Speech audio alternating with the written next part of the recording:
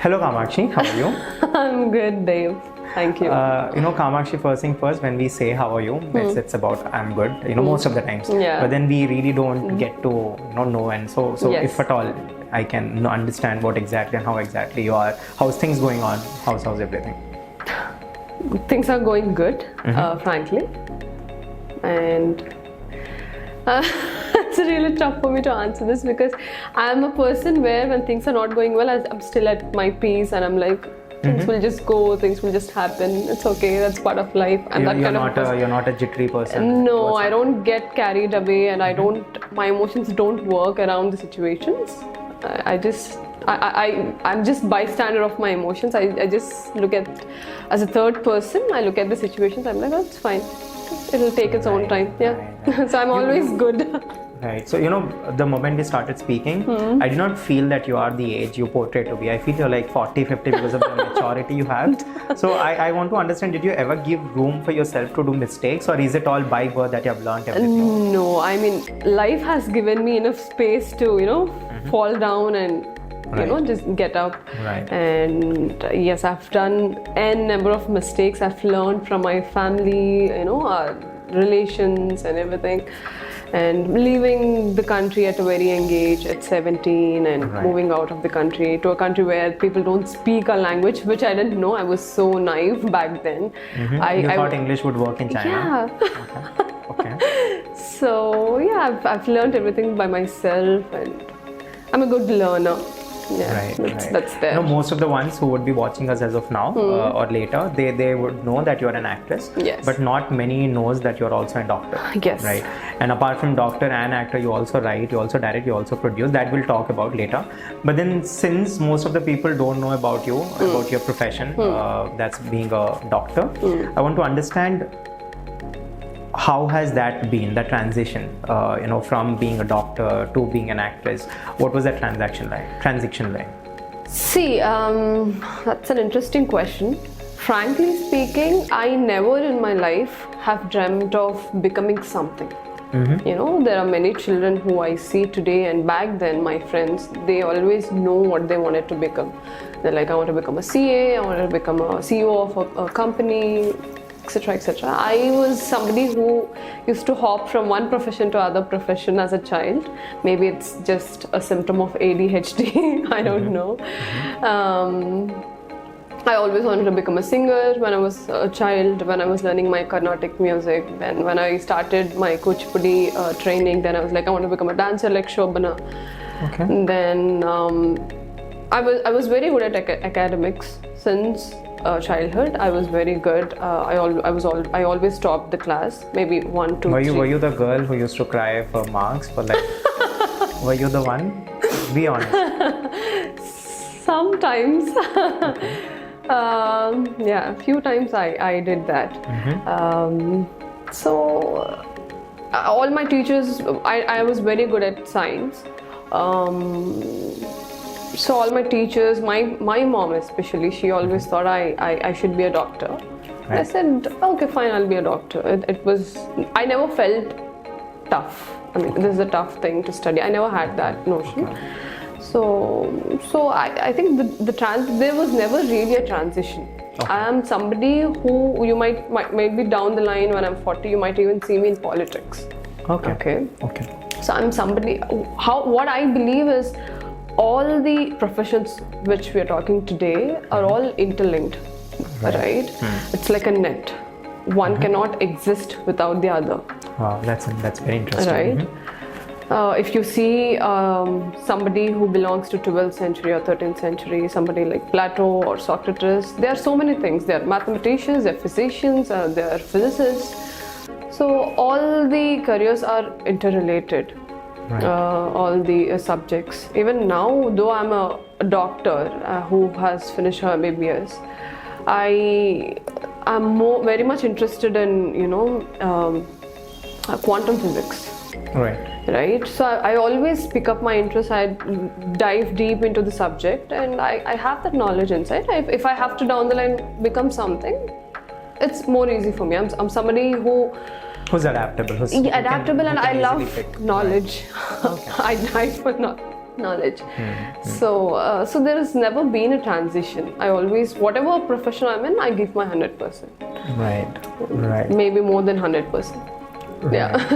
And how was your parents' reaction? I mean, your mother's reaction, especially when you were a doctor, of course, in China. Yeah. And I'd also want to understand how was China. But before that, how was your mom's reaction when you broke that and went to pursue something like this? I mean, I used to come here for vacation once in a year or once in a couple of years. So in 2014, I remember I told my mom while she was cooking, I said, see, after coming back in 2017, I want to take part in Miss India. She was like, where did this thought come in? Because I was least bothered about movies or modeling or pageantry. So I was suffering from deep clinical depression when I was in 2014, 2015. So that's when I started watching all this content of pageantry, the interviews of Aishwarya Rai, Sushmita Sen, Lara Datta, all these people, and it empowered me so much. I mean, I understood. I mean, that was the only hope I had at that point of time. So I thought, why can't I be that? Why can't I be that? And it can help me, and it can also help others who are going through through the similar phase. Understood. So that's where it started. It was never the stardom, or it was never the beauty, or it was never the I'll be on the ramp, or I'll be in the movies. It was never that. I just needed some hope, and that gave me hope at that point of time. So I told my mom, so this is what I felt, and she said, okay, give it a try. But come back with your degree. Degree. Right. Don't drop it. Right. With pageants and beauty pageants, most of the times, there is this thing that they always use, is that these inspire girls out there. And I personally have never seen something like this. A live example of someone getting inspired by a pageant. So I think they're doing great. It has its, just like a coin has both the sides, it has its pros and cons. And I think it's merely an individual's choice, who wants to see what. As simple as that. When I was not in the pageantry, when I was on the other side, I saw the pros. When I was going through the journey of pageantry, I saw the cons, and I thought on the longer run, it might affect my individuality, and I might not live up to my expectations. I want myself to be in a certain way. See, I am X person, and down the line I want to become a Y person. And if something is coming in between for me not letting me achieve the Y person, then I would put it away. So I've seen the cons, and that's the reason I... Can we talk about the cons? Yeah, definitely, of course. So I understand that there's a process of getting registered, and then there are lots of stuff that goes on, and then you have to, show your pictures, take it in different outfits. That I understand. But apart from that, what happened to you when it comes to being that Y person and something has stopped you in between? See, I've started, as soon as I've thought of, being, I have to get enrolled in beauty pageant. I've started working on my physical appearance. I was 83 kilos, and I've cut down to 56 by the time I was in the finale. Wow. So that transformed me. It motivated me. It gave me a reason to be healthy. But there was a point where for example, I want to look certain way. I want Kamakshi to look certain way. And the pageantry people want Kamakshi to look certain way so that I can fit in with the other models, or when I go onto the international platform, I fit in within the other countries. Right. And somewhere I felt the individuality or the whole concept of representing India has dropped down. We Indians look different, right? From other countries. So that has not been acknowledged, and they want us to look like any other model from the international, the other countries. Right, understood. But what I'm trying to say is, we are Indians, we are genetically made up differently, and we have our, curvaceous bodies, and we have big eyes, and what I really, which made me really uncomfortable after going into the pageantry is we all talk about women empowerment, we all talk about inner beauty and not the physical appearance. Right. But end of the day, we end up getting fillers, Botox, we have a smile designing, and I understand they want us to make, be confident with our appearance. But why are we not letting realistic realistic standards, and why are we not telling women or the women in the pageantry, like, embrace your natural beauty? We all are made imperfect, and we have to stand proudly, confidently with the imperfections, not by making everything perfect, right?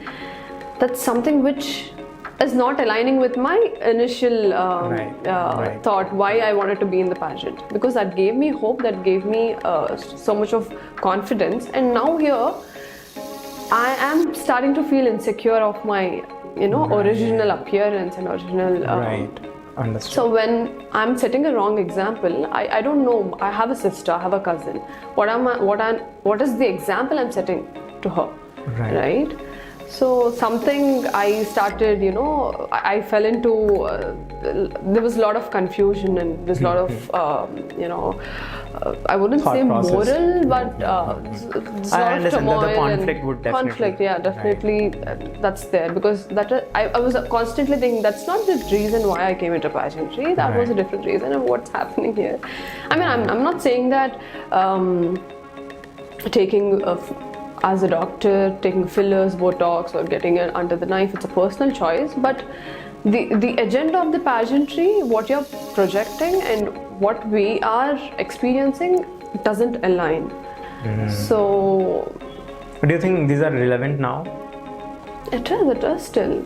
It is, and especially it is relevant to this industry, right? A film industry, right? Because most of the actors who are completely polished, like who have the perfect smile and perfect facial structure, who have completely worked on themselves, naturally or through any other means. Right. They are the one who are preferred. The authenticness has been less valued when in comparison with completely looking polished and right. So in this process, people who are really talented, who are really working on their craft, are being neglected. Understood. But do you think it's changing as well? Because look at the OTT content that's going on. Look at different movies that kind of content is going on. I understand that there is a ray of hope as well, but it's slowly changing. But do you think, in a longer run, because of course at the end of the day, the preferables, when you talk about, these are not the preferables one, right? I mean, why would a certain movie only do well on a OTT when it's not getting released on a bigger theaters, right? You only see the ones with bigger names or the bigger banners are getting released on the theaters, and the other are getting into OTTs. So do you think there is an disadvantage to this? The best content that's going on to OTT and the other content going on to the theater. I'm not saying that the content might not be less or something, but sometimes, most of the time, we witness that the OTT content is going much more better than what we are regularly seeing nowadays. And maybe 5 out of 10 movies are getting successful in terms of content, but the remaining are just like, just like the namesake or the banner sake. So I want to understand, are things changing, and how much time do you think it would take for the actual, talent to come out, in the larger public? See, what I would like to say is, like you have mentioned, OTT and theatre, there's a difference. Just talent will not give you openings. Correct. I mean, talking from a producer's point of view, or the people within the industry who invest money, I know you're talented, but will that motivate others to come and watch the movie? The BC centers are the major single theatres are something which the producers hugely rely on for money. So would it motivate somebody to come to the theatre? I know you're talented, and I know you want to experiment with the scripts. I know you work on your craft every day, but the person who is coming to theatre doesn't know all that. Why should they give 2 cents about your hard work or your talent? There are just so many other things which come into play when it comes to theatre, films releasing in theatre. Right. I wish it was that simple. being talented and nice script. I wish it was that simple, but it is not. So when it comes to, when we are talking it in a business point of view, so there's so many logistics which adds up. You need to have an image, you need to have a branding. People should, feel like, oh, I have to go to theatre because she or he will be in the film. Right. Irrespective of the story, I want to see them closer, like a larger than life picture, right? So that thing, I don't know, audience should also have a different take. Maybe if they are prioritizing stories rather than a star or some ex-person, then the producers will also change their take.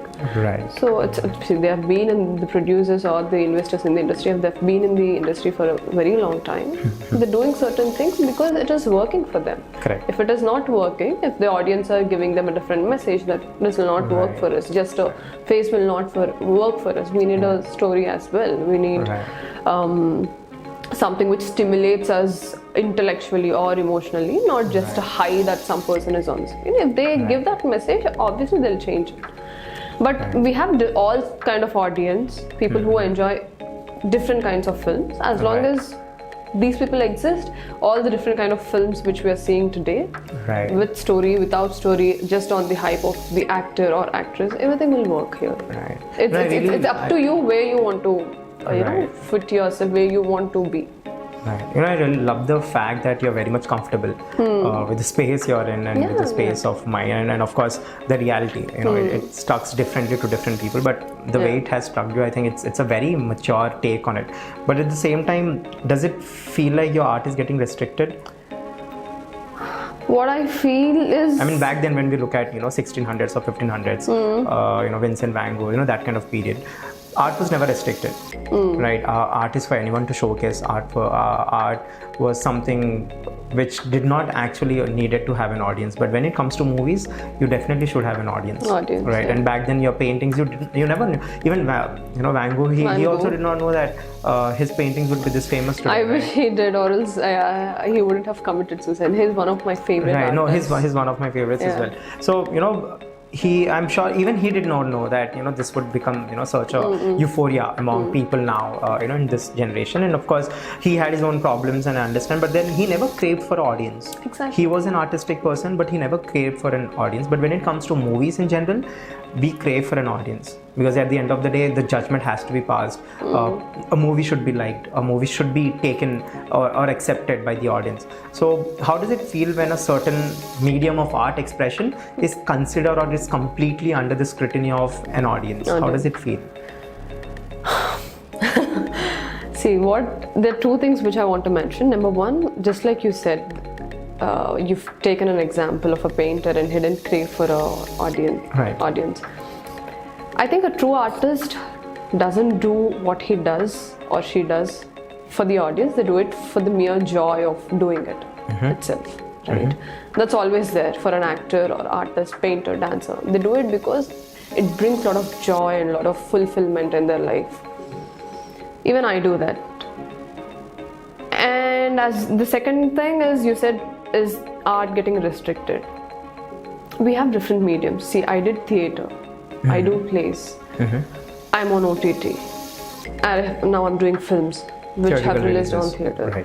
So I have different mediums for if I want to do a certain subject and I think this will not work out for this, for the bigger screen, let's try on OTT. No, even OTT it's not working, I'll do it as a play, right? For me, it's not about are 10 members watching it, 100 or 1,000 or lakh.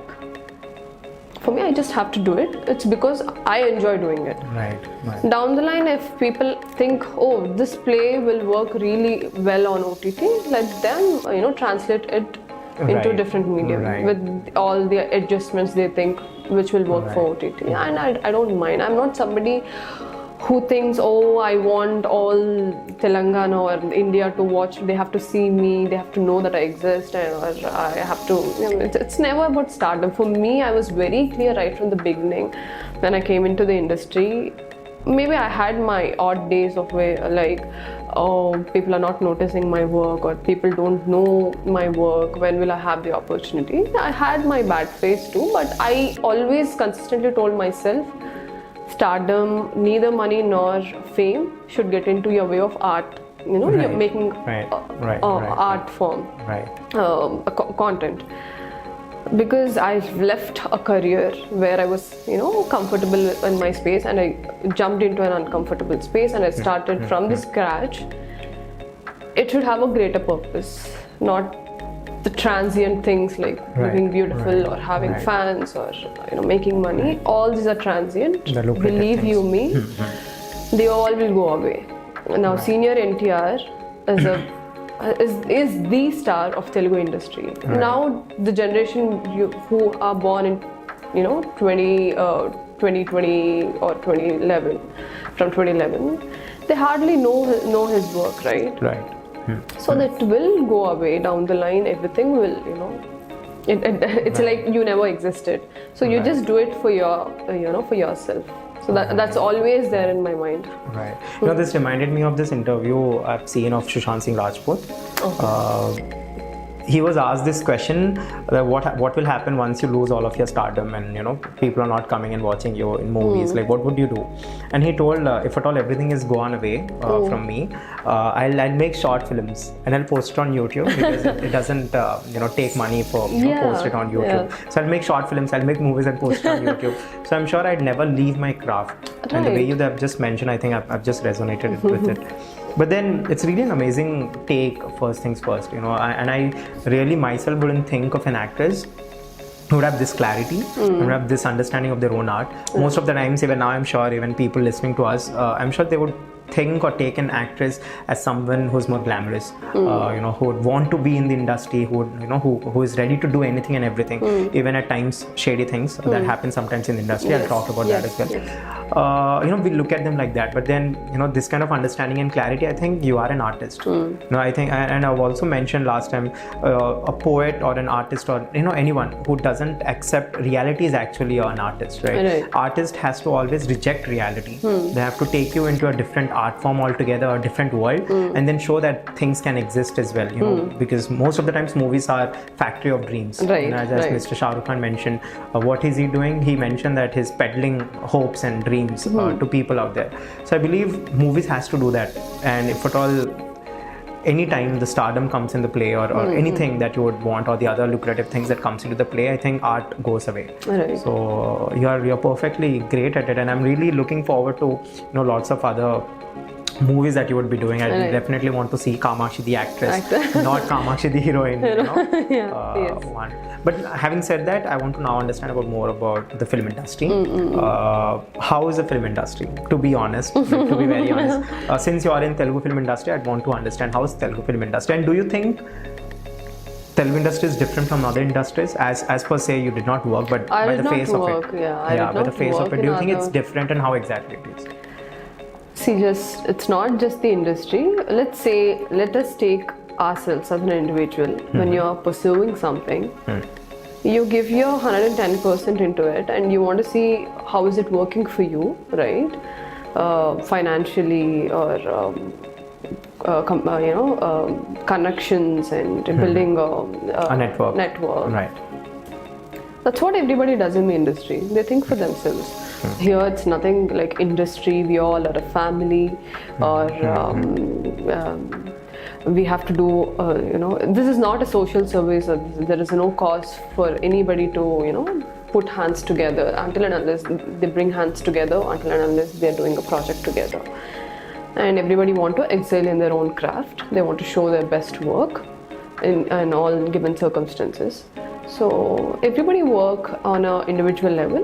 The more time you're in the industry, you build a network, and people start helping you, or when they think you're worth it, when they see they can make good money out of you, or if they think they can make a good script out of you. I mean, directors or producers. And the more time you're in the industry, and the more energy you have invested in the industry, they try to see, okay, she's here for a very long time. Okay, yeah, she's done this work. Okay, I think she's capable of doing this. What do you think?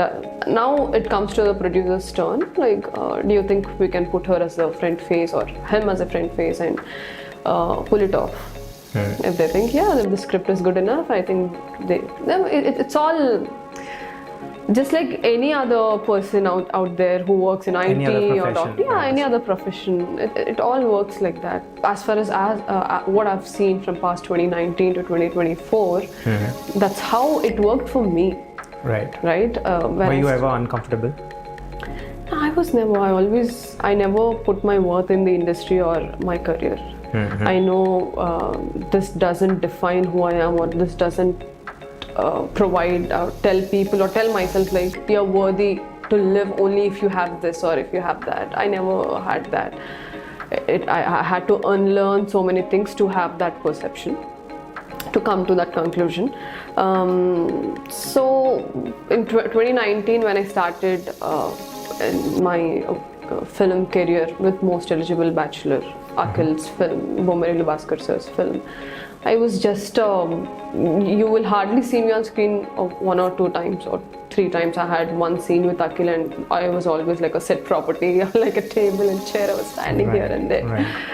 So, but that didn't hurt my self-respect or ego. I had a different perspective towards that film. I was like, okay, I'm building contacts. Now I've got to know Bhaskar sir, now I know this producers, that executive producers. When they see me on set, when I come on time, when I do what they want me to do, I'll have a good image. Right? That is where you build everything. So I thought this film is not for me as an actor, but this film is... It's going to give a stepping stone for you. Exactly. So I've seen every project like that. So that is how I think, for me, industry worked like that. And of course, I had my ups and downs so far, and I know there's so many milestones to achieve. So yeah, that is how on whole industry works. And since now, how many movies have you worked on? I'm really sorry if you think that I did not do my research. That's all right. See, Most Eligible Bachelor. Then after that, I did a small cameo in Rowdy Boys. Then after that, I did Itlu Maridimili Prajanikam. I had a tribal character. If you have seen the film, though. No, I'm a movie lover. I watch. I do watch. So that. Then after that, it's Virupaksha. I mean, in between, actually my first film was Priyuralu, which released on Sony Live. Ramaraju Garu, who directed Malala Thiramlo and Oka Manasu, had directed it. It was his third film, and he took all the newcomers and he made a film which didn't work out. And that too, it released on OTT with all new faces. It got popularized for all the wrong reasons, with all the steamy content on the film. The film itself dealt with an extramarital affair concept, so it was obvious. So then Polimera 1 happened, but again it got released on OTT, and we did the film with 70 to 80 lakhs budget. And Polimera 1, which again got released on OTT, and people hardly noticed because there was no star, and all the actors, Get Up Sinu, Satyam Rajesh Garu, all these people are comedians on big screen. So people didn't expect much out of the film. They thought this is just like any other random film or too much content, so they gave it to some OTT, and people started watching it.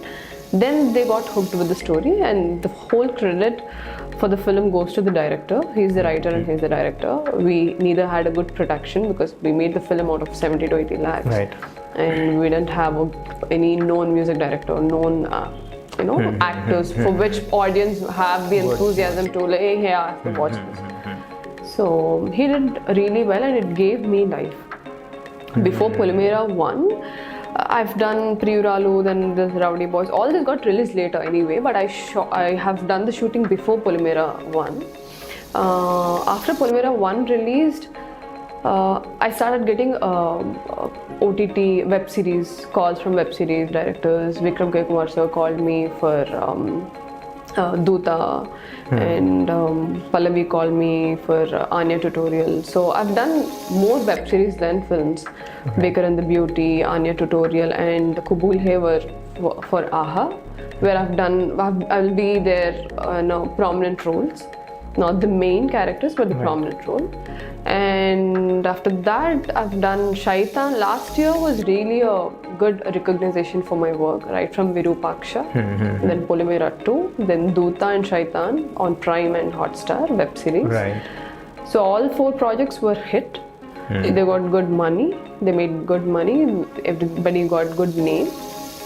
And for me, as an actor, Polimera 2, and the worst thing, I don't know whether to be happy or to be confused. People don't recognize me off screen because the way I looked in Virupaksha, when I have to tell everybody that's me, then they go like, what? And when I say to people, I am the Lakshmi in Polimera, they're like, what? Yeah. They think there are many people within, when we went for promoting a film in villages or when we were shooting, they don't recognize me on set and off set. And people say, it's you, how can it be you?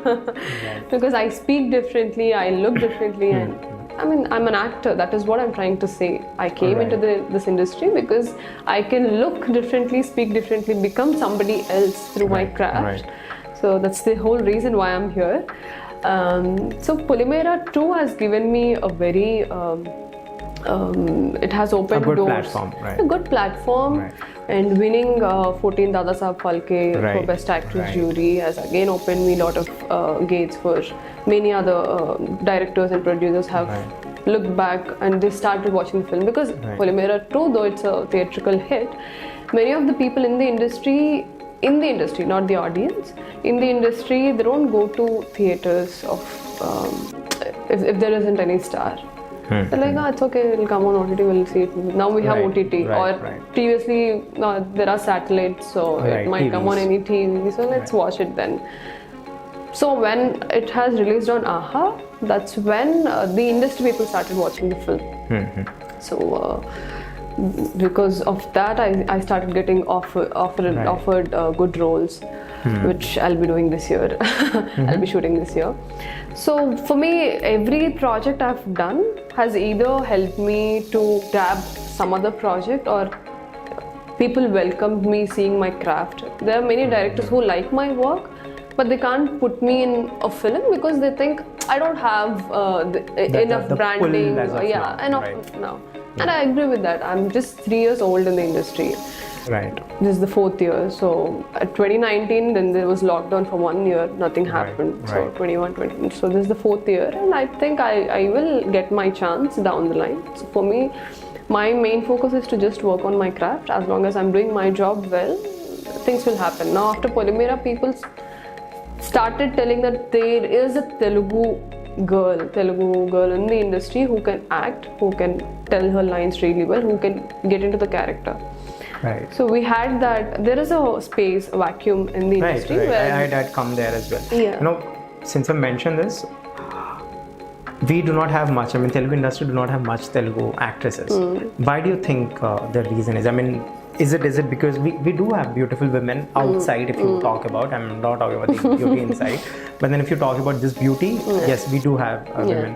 I might have had crush also on too many girls. I'm kidding. I do not. I'm homosexual. I'm kidding. Oh my God, what am I talking? I have to cut all of it. Yeah. So we do have women who are beautiful, but then women who are talented as well, not just beauty. Why is the vacuum there still? What is the reason? There are multiple factors. I wouldn't just pinpoint one. This is the reason. I can't say that because number one, Telugu women, Telugu girls coming into the industry, especially after the partition of Andhra Pradesh from Tamil Nadu. Like initially Madras was the film capital, and most of the actors are from Chennai itself or in and around Chennai or Andhra. Once we got segregated, AP and Telangana or just Andhra Pradesh, there are not many people in the industry, in the society who are happy to join the industry. Right, that is the main factor. Is it because of how the image of the industry Industry is has been outside? portrayed, yeah, definitely. Do you think it has been portrayed, or do you think there's a reality or truth to it? I think majority of it is portrayed. Now, me being in the industry, not just as an actor, me also trying other crafts, I see how it is being portrayed, by whom and why.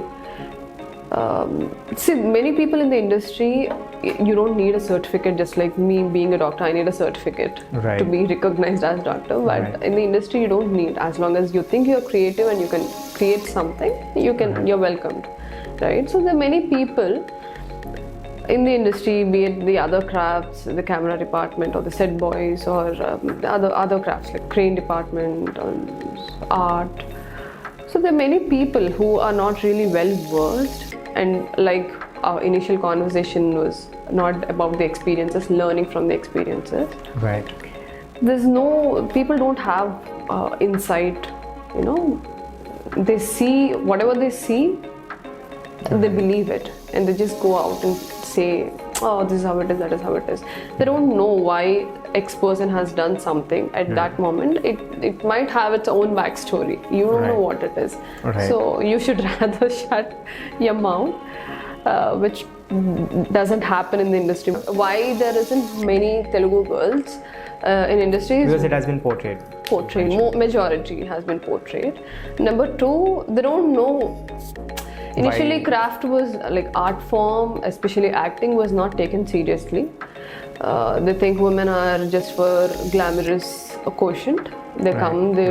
Right. So I think it was like that in the beginning, but now like it that. has Now, changed. yeah, now it Right. has changed. But the image is still there. the image is still there. Right. So it took really long time for Telugu girls to come up like, hey, I want to be in the industry, I want to be the actress. By then, we all got so used to getting women from other places, other states. Right.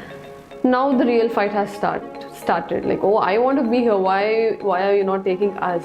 And now, initially, the craft, especially for the female characters, the writing was very dull, and there was nothing much for the actress to come and perform.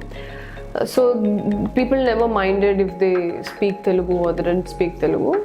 But now, the way the characters are being written, now we also need, you know, Telugu speaking girls to understand, and this so much of culture and experience we carry when we, you know, do a specific character. Correct. Just like Vijay Which might be hard for someone else to understand. Just like Vijay Sethupathi sir says, I'm a Tamil. I'm very comfortable in Tamil industry because I understand the pulse. I know, because I lived here, I was brought up here, I understand my culture. It is very much important when I portray a character to bring that all in that character. If you want me to do a Hindi film, it's hard for me because I don't know the pulse. I don't know, the history of the industry or the people here. So I love Vijay Sethupathi, by the way. I do too. So yeah, I think many reasons. I just can't say this is the reason. This is one there's this very famous word that revolves. I don't know if I have to tell you or not, but I'll. They say the female actresses, or let's say the female leads or any characters, they have to compromise. There's this word in the industry that goes on, that they'll have to sleep with a director, or they have to sleep with a producer and all of that. You know, these are the things that goes on outside. Is it true? Sometimes it is true. Really? For few situations, yeah. I mean, see, number one, everybody have to be very clear, is have to have this a clear mindset, is nobody forces you in the industry that if you do this, I'll do this kind of thing. There's never, I don't think so. I have never experienced that. There are a few dumb idiots who come, I've seen many people who come from US with a lot of money. They say, I have 2 crores, 3 crores. I want to make a movie because I have money. I don't think that all falls into a true art form or somebody who are deep into the industry. See, compromise is the word they use, I understand. I don't know about my previous generations of actors, what they have gone through, because I've not seen, I've not been there. But right now, things like that keeps happening here and there. People, wherever there are two opposite sex, Right. things happen. Not only in the industry, the people become, they lose the insight of their morals and ethics, and they fall for the momentary, thought. Pleasures. Yeah. Yeah, that happens not only in the industry, it happens everywhere. But it's up to you. Do you want to give in? And what you're getting out of it? Okay, I give in. So what am I getting out of it? People start looking at in a business point of view, and I'm not saying that it is right or wrong.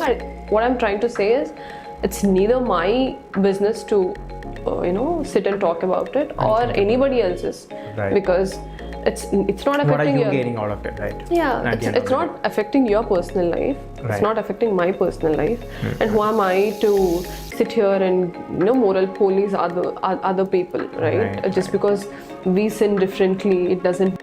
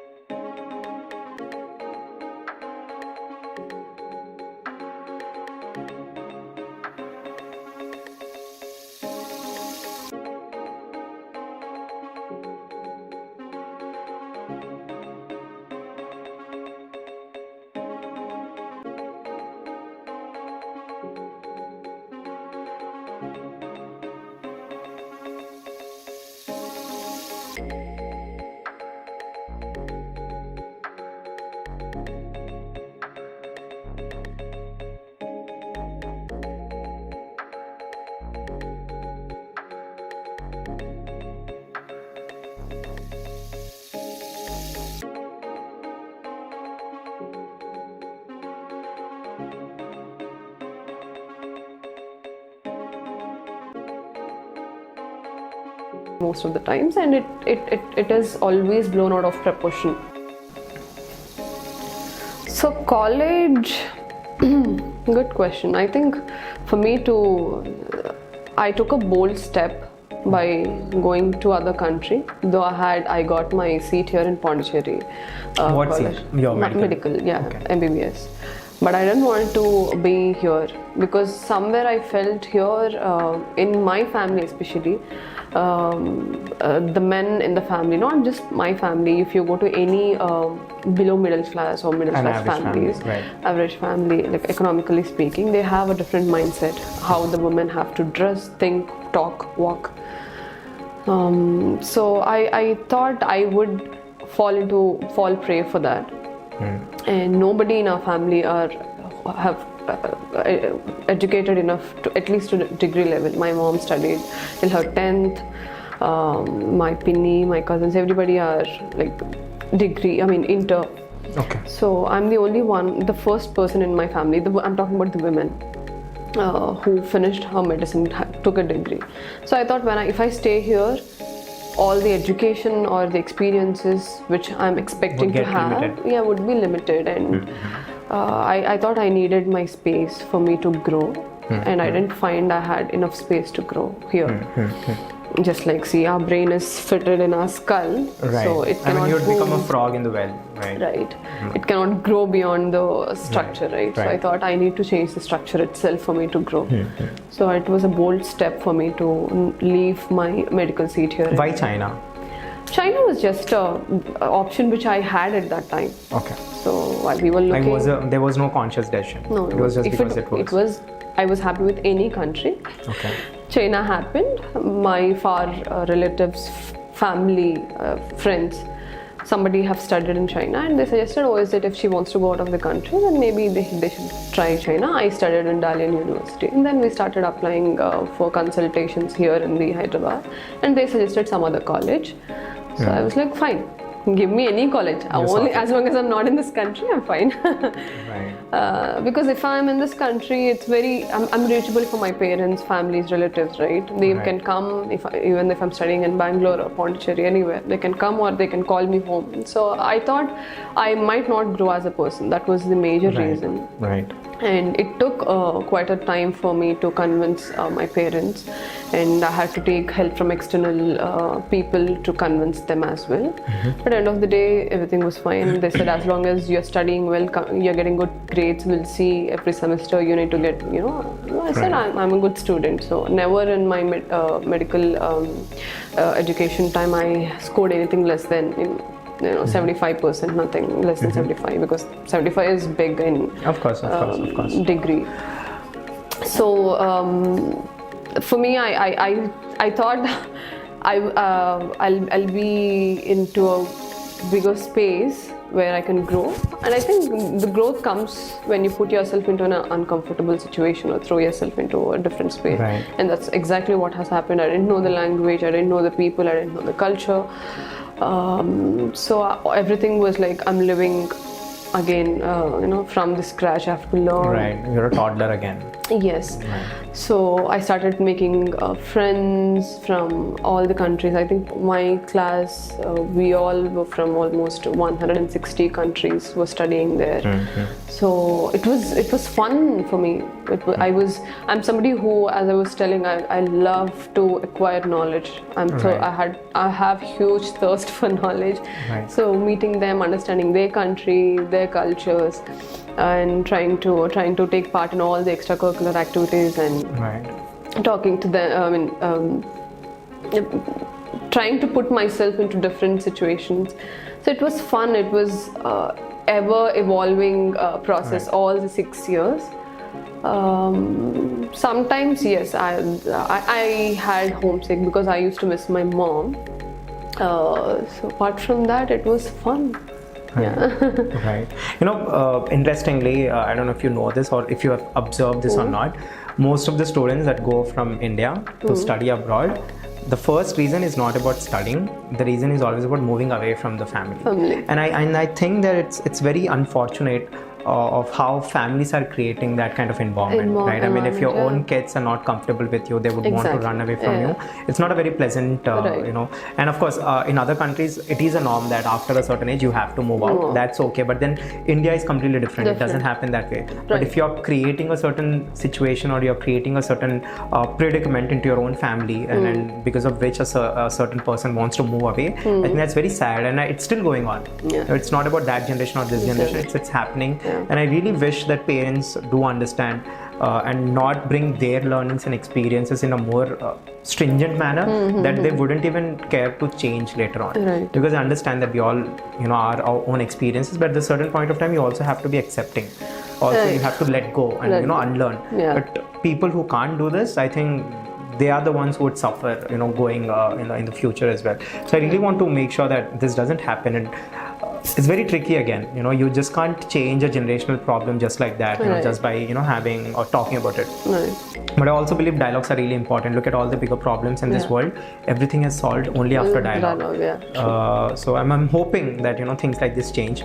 But then you have been to China and there are lots of things that you've learned. That's a plus for us as of now. So I want to understand, because we are Indians and there is in terms of international relationships, there's lots of going on between China and India. So I want to understand from you, since you have been to China, I've never been to China. How is China and how are Chinese people? They're really good. It has become my second home. I miss China being there because all my adolescence, the main prime age, I'm in China from 17 to 23 years of my life. I was in China. And yes, the international relationship we have with China is in strain, but you have to understand, we are a democratic country, but they are not. Right. So the people don't have much say about the anything. They're happy with their lives. They're very punctual. There are a few things which I've learned from them is working hard, being punctual.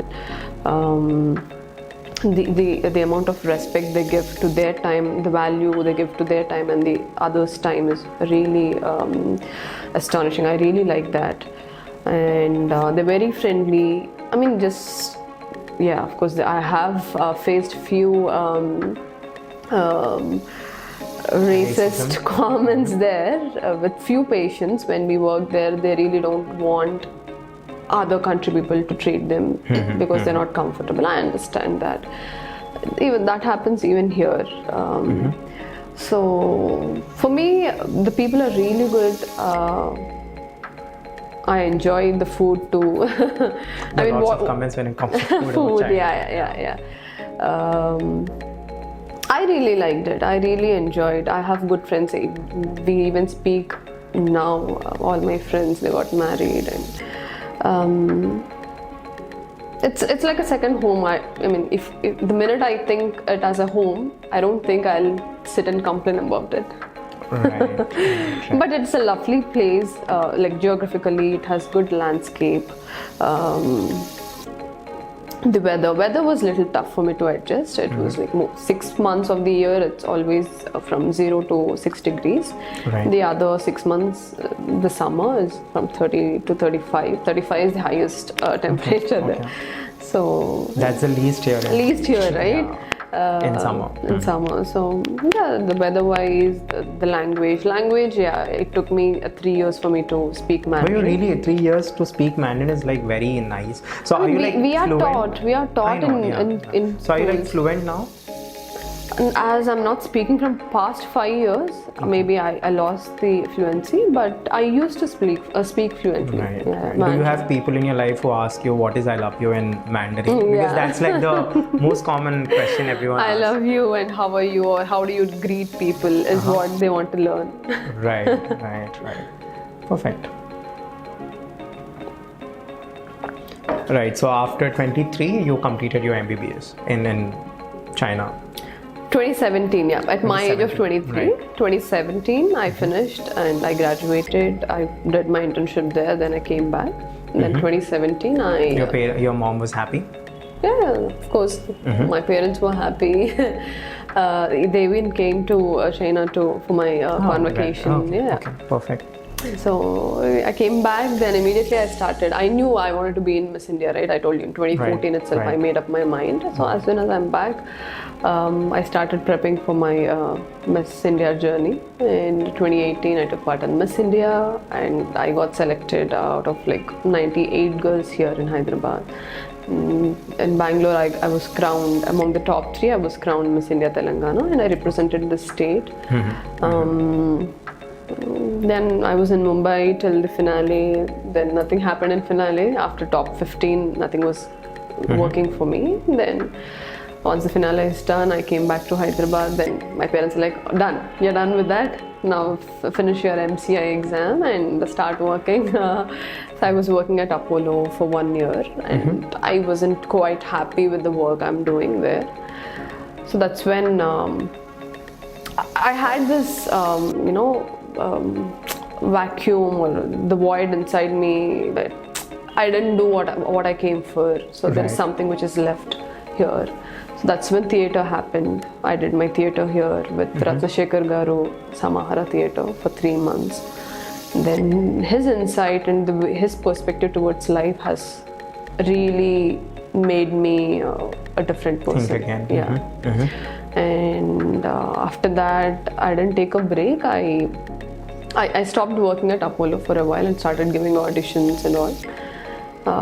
By the time COVID first wave happened, I had to quit Apollo and I started getting offers. I mean, Polimera audition happened, Polimera won. And from 2020, post-lockdown, I never turned back to medicine. In between, I took 6 months gap to finish my medical council examination.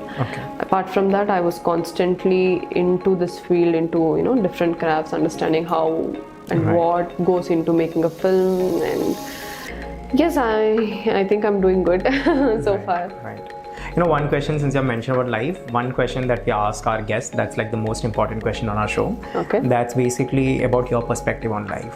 So let's say you can answer us, if at all. What do you think life is all about and what's your perspective of life? What would be your answer? Got me on that. I think I'm too young to talk about life. Younger people than you have answered.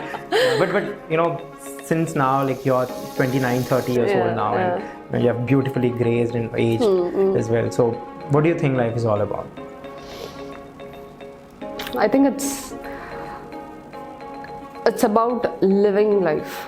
when people ask Not me, surviving, but living. yeah, not leading or surviving. I think we are not in a stone age to still, fight for, having that flight or fight mode and surviving. Wow. You're a right? doctor, I know it. I know it, yeah. So I think we have to, you don't have to conquer or invade or conquer how Right. our early civilizations used to do, kingdoms used to do. You just have to conquer your own life and live it without any inhibitions. When we formed a civilization and we are living as a society, I understand politically, morally, legally, there are so many do's and don'ts, yes and no's. As long as you are following them and still trying to fulfill your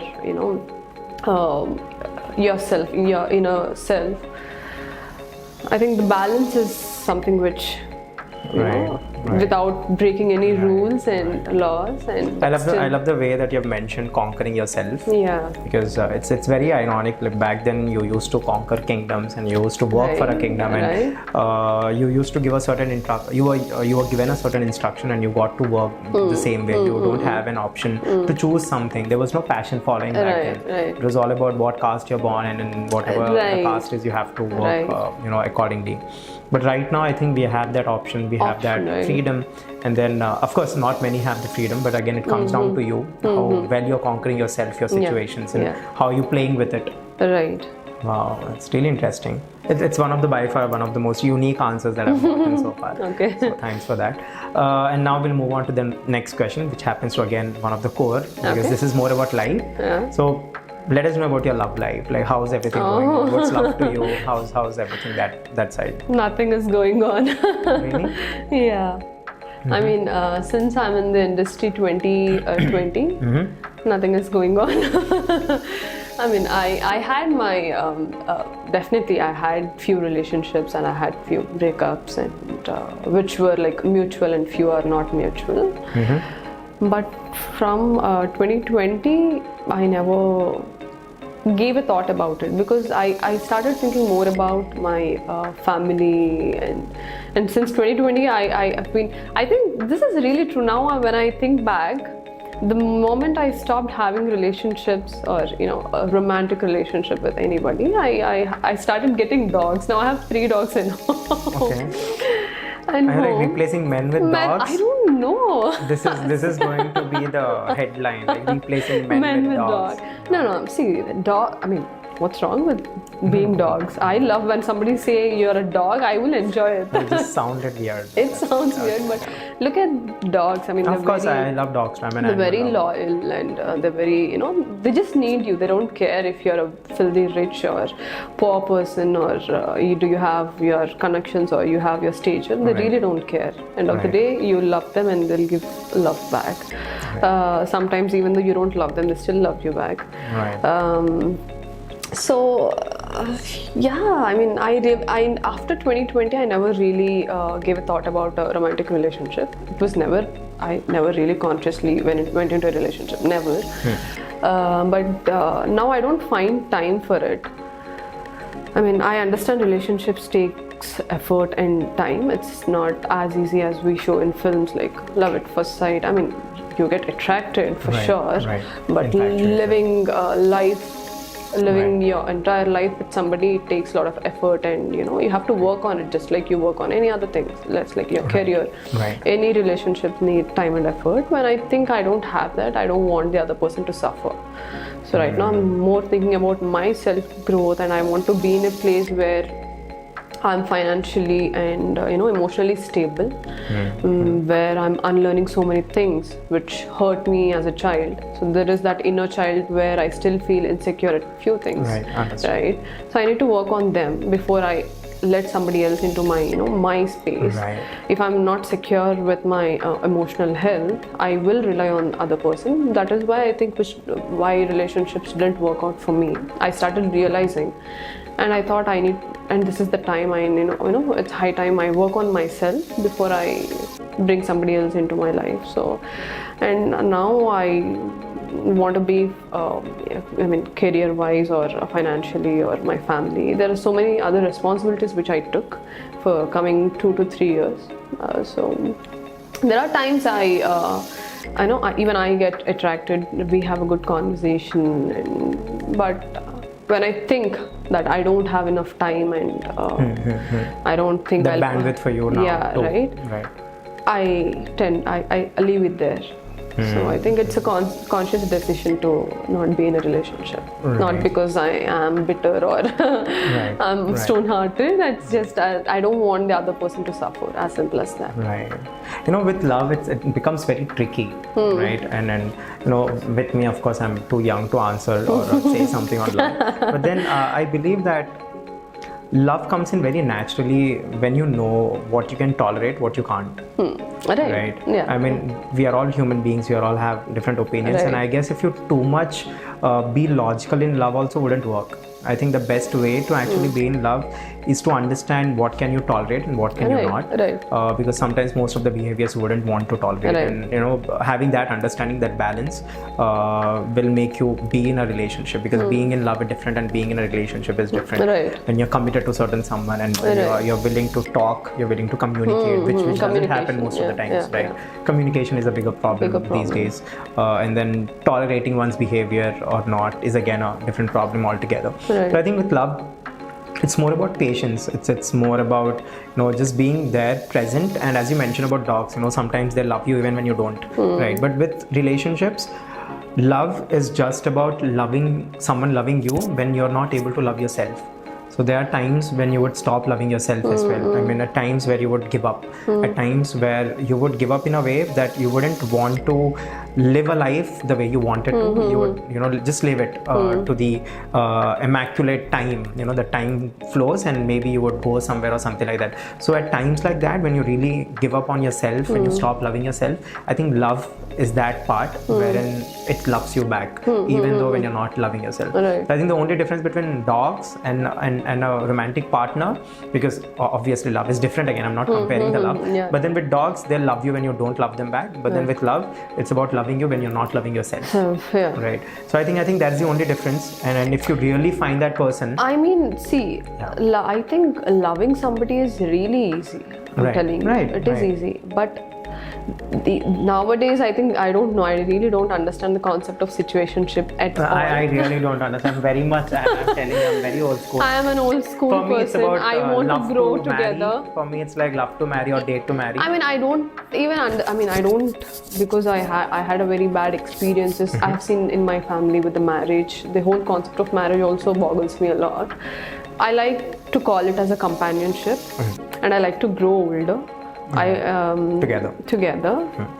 Grow older together, but be it a live-in relationship or marriage, it's a choice again. But the whole concept of situationship, what is situationship? Explain me. I don't know. As long as the situation is working, they are in a relationship. If the situation is not working, they come out of it. Is what I heard. I don't know.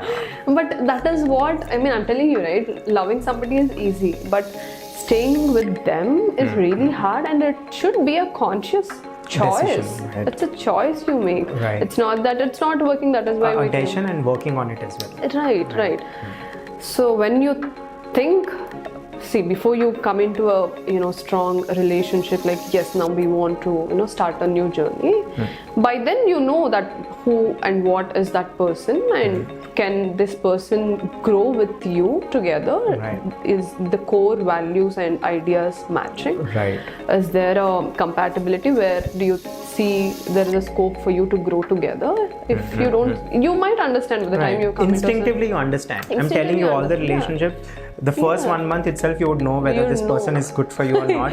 The rest of the time that you're spending is basically your ego to not let them go, or maybe your toxic way of showing love, that you stay there. Because I believe that most of the people, when they complain about that I've been in a toxic relationship, I shouldn't be commenting on it. I understand, respect them, but at the same time, I believe they are also in a way toxic because they do not know how to let go of that toxic relationship. Very true. And I think working on that is also very important, especially these days when situationships, and don't know what kind of ships would come in the future.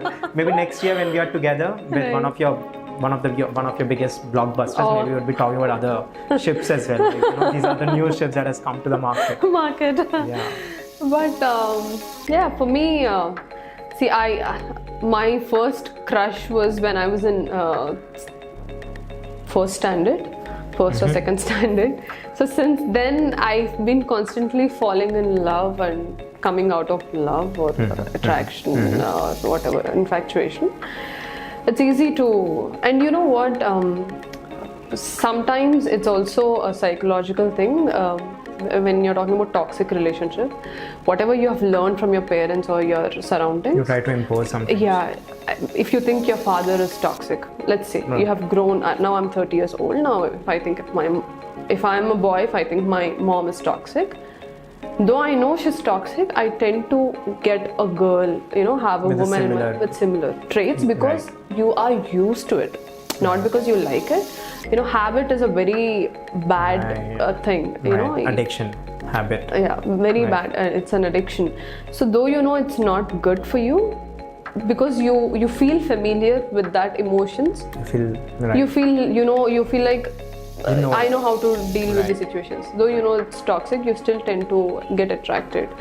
So knowing that and putting those people away and trying to understanding the patterns, working patterns and changing your path takes a lot of effort. Once you're done with that, then I think it's more easy for having a healthy relationship. We have spoken so much in this podcast. There's this one question that I want to ask. Who's your go-to person right now? Again, myself. Myself. I deal with certain things with certain people. I have one friend. I have few people in my life who are really close. I have my mom, my brother, my dogs, my sister. I can count on my fingers like 5 to 6 people. But I don't, if I'm talking to this person about a different subject, I don't discuss that with anybody else because I know this subject it's is limited better to this person. Understood.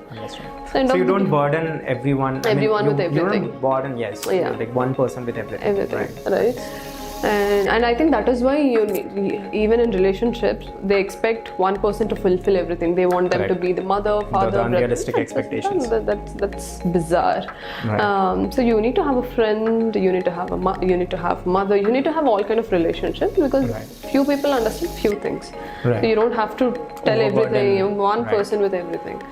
That's there, but end of the day, I take whole and sole responsibility for anything in my life, all the consequences of my actions. It solely depends on the conversation I have with myself. So end of the day, though I speak with there are few things which I don't speak to anyone apart from myself. So I think my go-to person, end of the day, it's me. So the last question won't bore you much, but what is it for you right now? Like from here on, what are your dreams, what are your goals, what do you want to achieve? Well, I plan to direct a film this year. Okay. But because after November 3rd, Polimera 2 released and nothing happened, nothing was happening much because most of the industry people didn't watch the film in theatre. But in Feb, when the film got released on OTT, many people watched the film. And then I started getting calls. Now I'm doing a film with Naveen Chandra. Me and Naveen Chandra are doing together. It's a Tamil film remake. And it's such a coincidence that he won Best Actor for Month of Madhu at 14 Dada Saheb Phalke. And I won Month of Madhu. I love the movie, by the way. Yeah. I think the Madhu, the women. Madhu, yeah. The other Madhukar. women, I don't know her. Priya, her name is. Her character is. Madhu and Swati. Right, Swati is the one. Oh yeah, Swati. We did a podcast with her also. Oh, is it? I just forgot her name. Oh my god, I have to edit this part. She'll hate me. I like her. She carries a good vibe.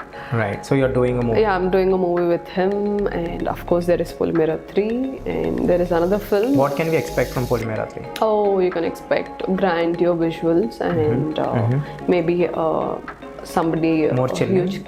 Sorry? More chilling experience. More chilling experience and more drama and there is some mythological aspects added into the film. So we've recently finished the writing and that's the reason why I delayed your podcast. I was like, that is how there is this writer's block. I know, right? When you're into that, I hardly feel like speaking to anybody, like responding to anyone. So that's there, and Polimera director is doing another film, which I think it's not good for me to announce it. The producers will do that, so that's there. Okay. Doing another film with Shine Screen, that's Vishwak Sen's film Laila. Okay. So you'll see me in a very interesting role. Vishwak Sen actually does a lot of interesting movies. I really look forward to his movies. The kind of subject that he chooses is very brave when it comes to choosing his subjects. So there's another film which is still in talks. I just can't say it out. If at all you have any kind of role where you need a intelligent, smart podcaster to be there, let me know. I'm kidding. I'm very camera shy. But yes, I'm all the best for all of that. And for the last, I'd want to understand. So what's that one movie that you're waiting eagerly to watch as of now, since you are from the movie industry? Last month I was waiting for Hira Mani. From past 2 years I was hearing about Hira Mandi, and I like Sanjay Leela Bansali's work, so I was waiting for Hira Mandi. But now, what films are coming out? I don't know what films are coming out because I was too consumed into this writing part. But I wanted to watch Gangs of Godavari. I want to go and watch it in theatre because I missed watching his previous film Gami in theatres. Okay. I wasn't here, and right from the making of the film, I always wanted to watch Gangs of Godavari. I don't know the talk. I mean, I don't go to theatre by the talk. I just go because I'm a movie lover. I want to see what kind of work that person has done. So that's there, and I'm waiting for Devara. Of course, I'm a NTR's fan. I mean, his fan of his work. Devara, and I'm fan for the Bhatti's family for life. So anything which comes from Venkatesh or Rana, I will always watch. I think in Telugu film industry is on a very interesting note as well. There are lots of experiments going on with Kalki. I think that's one movie that I'm looking forward to as well. Let's see how it turns up. Right. Let's see. I mean, I watch, irrespective of the actor or director, I try to watch most of the films in theatre so that I understand what is working on screen. As an audience, what is working for me. And since you're also a director now, and I understand, this is why I see the reaction of the audience. Okay, they're really liking this. They're getting engaged with this. Why? I mean, why didn't it work a few years ago, and why is it working? You know, it's all about understanding the content we are consuming right now and what have changed. It will give you good ideas to write better content. Right. So till here, I think we are done with the podcast. Okay. And I love talking to you. But then before you go, what we'll do is we play a small game with our guest. Okay. So the game would be as simple as a blinking game. Whoever blinks first would lose the game. Oh God. But the point is, whoever loses, they'll have to perform a philanthropic dare. Right. So a philanthropic dare, as in let's say I lost, then I would there's some things written here like 1 to 4. I'll have to choose a number, and whatever is written according to the number, I have to perform. As in, it can be feeding children, going out and feeding underprivileged children, or feeding underprivileged people as general, or volunteer your time at a school or something like that. So basically, our podcast is more about impact.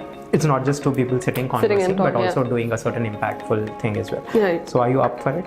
Yeah, of course. So we'll play the game. You'll have even though I win or I lose, I'll still do that. Don't worry. No, but I want you to be competitive. Please don't do this. Yeah. Oh God. Okay, I'll try my best. Okay. You're an actress. I think you'll win for sure. Let's see. We never know. Look at like lights and all. This is a lot normal. For me, it's I already have something in my head. All right, come on. Okay, right. Let's start. Yeah. Okay. 3, 2, 1. I've already started. Yeah. Okay.